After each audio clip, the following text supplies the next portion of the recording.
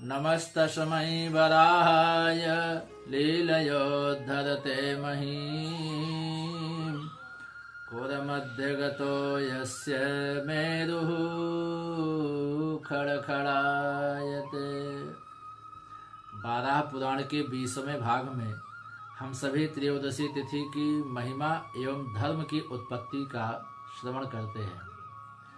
मुनिवर महातपा कहते हैं कि हे राजन, धर्म बड़े आदर के पात्र हैं। हे नरेंद्र, उनकी उत्पत्ति, महिमा और तिथि का प्रसंग आप ध्यान से सुनो। जिन्हें परब्रह्म परमात्मा कहते हैं तथा जिन शुद्ध स्वरूप प्रभु की सत्ता सदा बनी रहती है, पहले केवल वही ही थे।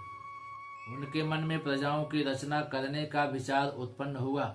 फिर उन प्रजाओं की रक्षा का उपाय वे सोचने लगे। वह इस चिंता में लगे ही थे कि इतने में उनके दक्षिण अंग से एक पुरुष प्रकट हो गया। उसके कानों में श्वेत कुंडल, गले में श्वेत माला थी। वह सफेद रंग का अनुलेपन लगाए हुए था। उनके 4 पैर थे तथा उनकी आकृति बैल की थी। फिर उस पुरुष को देखकर परम प्रभु ने कहा, हे साधो, तुम इन प्रजाओं की रक्षा करो। मेरे द्वारा तुम जगत में प्रधान बना दिए जाते हो। भगवान नारायण की आज्ञा से वह पुरुष वैसा ही हो गया। सतयुग में उसके सत्य, शौच, तप, दान ये 4 पैर थे। त्रेता में 3 तथा द्वापर में 2। कलयुग में वह दान रूपी एक ही पैर से प्रजाओं का पालन करने लगा। ब्राह्मणों के लिए उसने अध्ययन, अध्यापन एवं यजन याजनादि 4 रूप बनाए। क्षत्रियों के लिए दान, यजन एवं अध्ययन इन 3 रूपों से, और वैश्यों के लिए 2 रूपों से तथा शूद्रों के लिए केवल एक सेवा रूप से ही संपन्न होकर वह सर्वत्र विचरने लगे। यह शक्तिशाली पुरुष संपूर्ण द्वीपों का तलातलों में व्याप्त हो गया। प्रकारांतर से द्रव्य, गुण, क्रिया और जाति ये इसके 4 पैर कहलाए। वेद में कहा गया है कि संहिता, पद और क्रम ये 3 उनके सिंह हैं, और आदि और अंत में स्थान पाए हुए 2 सिरों से वह शोभा पाता है। उसके 7 हाथ हैं। उदात्त, अनुदात्त और स्वरित इन 3 स्वरों से वह सदा शुद्ध बना रहता है। इस प्रकार वह धर्म व्यवस्थित हुआ। हे राजन, कुछ समय के बाद उस धर्म को विचित्र कर्म करने वाले चंद्रमा के कारण महान दुख हुआ। बृहस्पति चंद्रमा के भाई हैं। चंद्रमा के मन में बृहस्पति की स्त्री तारा को ग्रहण करने की इच्छा जग उठी। इस निंदित कर्म से धर्म का मन उद्विग्न हो गया।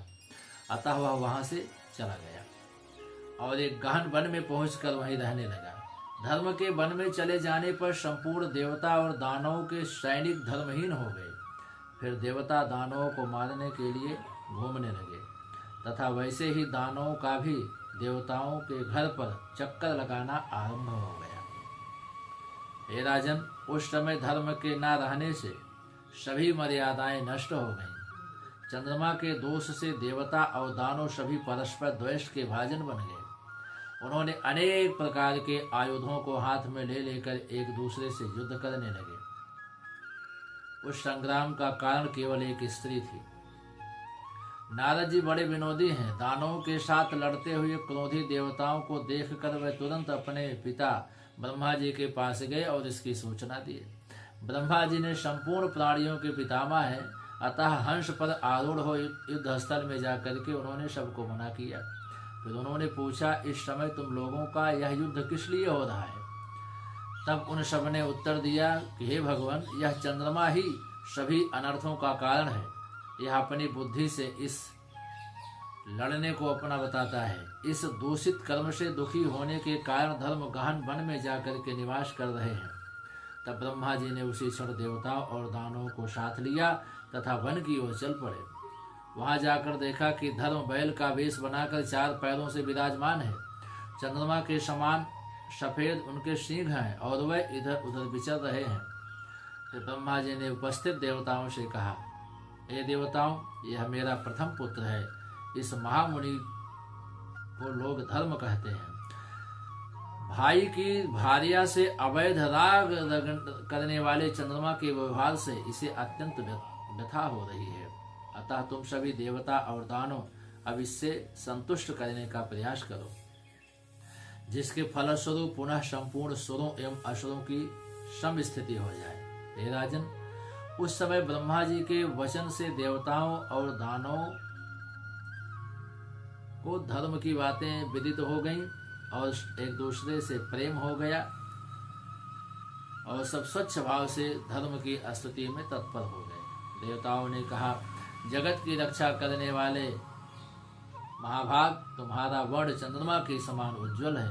मैं तुम्हें बार बार प्रणाम करता हूँ।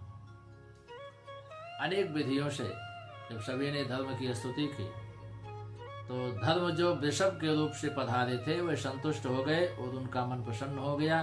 फिर वह शांत स्वरूप नेत्र से देखने लगे।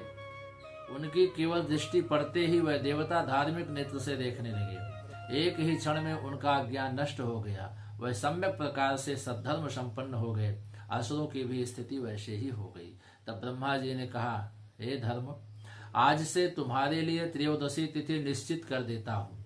जो पुरुष इस तिथि के दिन उपवास करके तुम्हारी पूजा करेगा वह पापी होने पर भी पाप मुक्त हो जाएगा। हे धर्म, तुम में प्रभुत सामर्थ्य प्राप्त है। तुम इस जंगल में बहुत समय तक निवास कर चुके हो, इसलिए यह वन धर्मारण्य नाम से विख्यात होगा। प्रभु, 4, 3, 2 और 1 चरण से युक्त होकर तुम कृत, त्रेता और आदि युगों में लक्षित हो जाओगे। उसी प्रकार पृथ्वी और आकाश में रह करके विश्व को अपना घर मानते हुए तुम उसकी रक्षा करोगे। इतनी बातें कहकर लोग पितामह ब्रह्मा जी देवताओं और दानवों को देखते हुए वही अंतर्धान हो गए।